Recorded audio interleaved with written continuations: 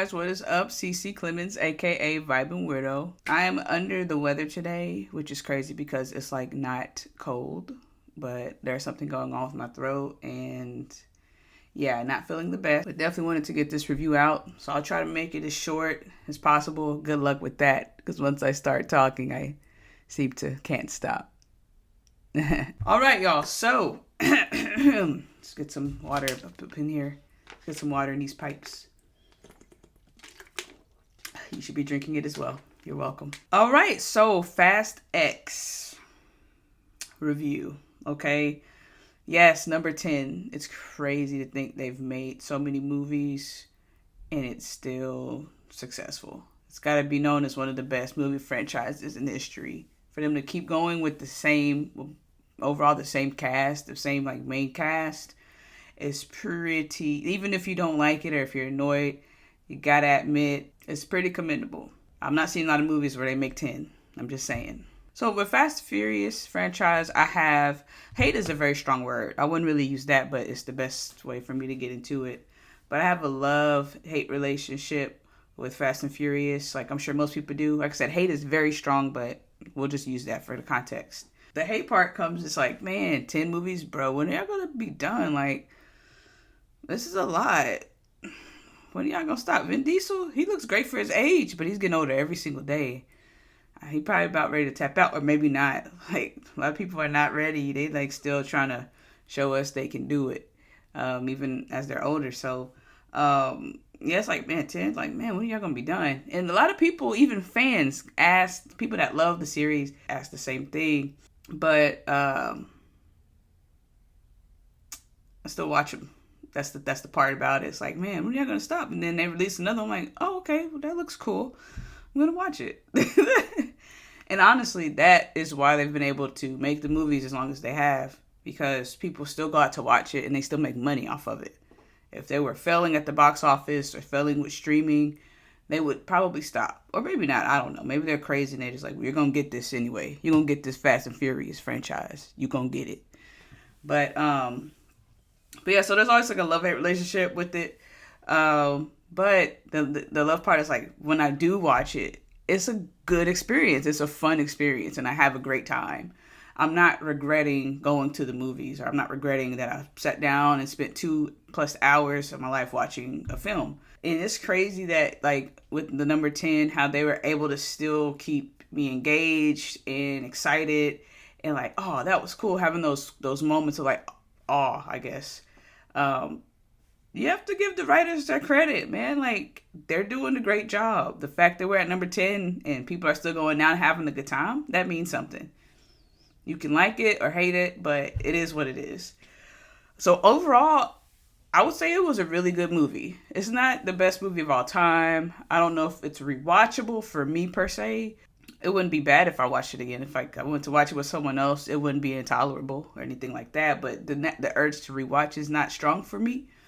But it was overall a really good movie. I might actually. Jason Momoa did a great job. I'll talk about him a little later. But yeah, it was a really good movie and a fun and great experience. So for the type of movie that it was, I would probably give it like a 4 out of 5 or maybe like 3.5 out of 5. I don't know. I would probably give it a 4 out of 5. I'm pretty lenient when it comes to rate movies. If I had a great time, like, and it was fun, it was good, like 4 out of 5. Like, unless it was just very mid, which, I felt that way about like maybe Cocaine Bear or Ant-Man and the Wasp, but I've had a much better time and experience watching this one, so I'll have to give it a 4.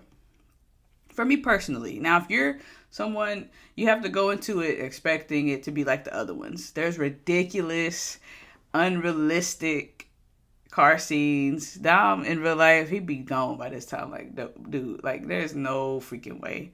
But that's a part of it. And honestly, when I go to the movies, sometimes I want to escape reality. Actually, most of the time, I want to escape reality. So someone doing these ridiculous car scenes and women taking down 10 dudes at a time by themselves with no weapons, it's just like, yeah, it's ridiculous, but it's okay, because escaping reality and seeing unrealistic things happen, that's great. That's a great feeling. Like Kill Bill. There ain't no way.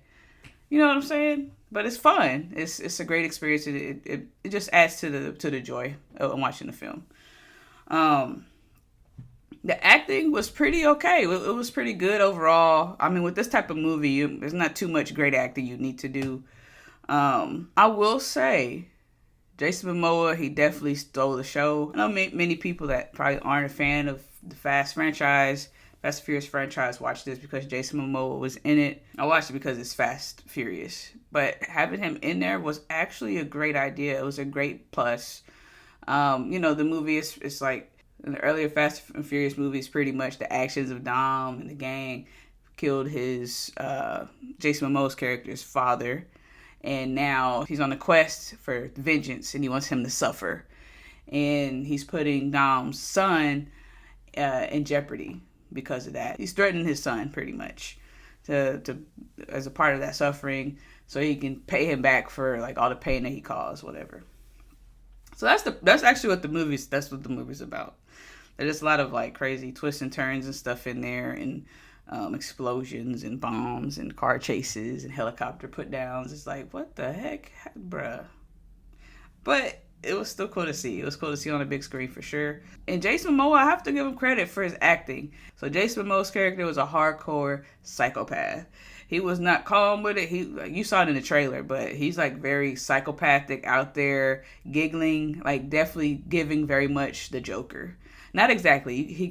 I don't think he could embody that. But he did a really good job playing a psychopath, for sure. It felt like just Jason Momoa playing himself as a psychopath. That's what it seemed like. And for this type of movie, it worked. If it was another serious film, it probably wouldn't be the best fit. But for this one, it worked. And there were some moments where I laughed in there and I was like, man, I really want this dude to die. And that means he's doing a great job. But yeah, even the cute hairstyles where he had like a high ponytail and he had his fingernails painted.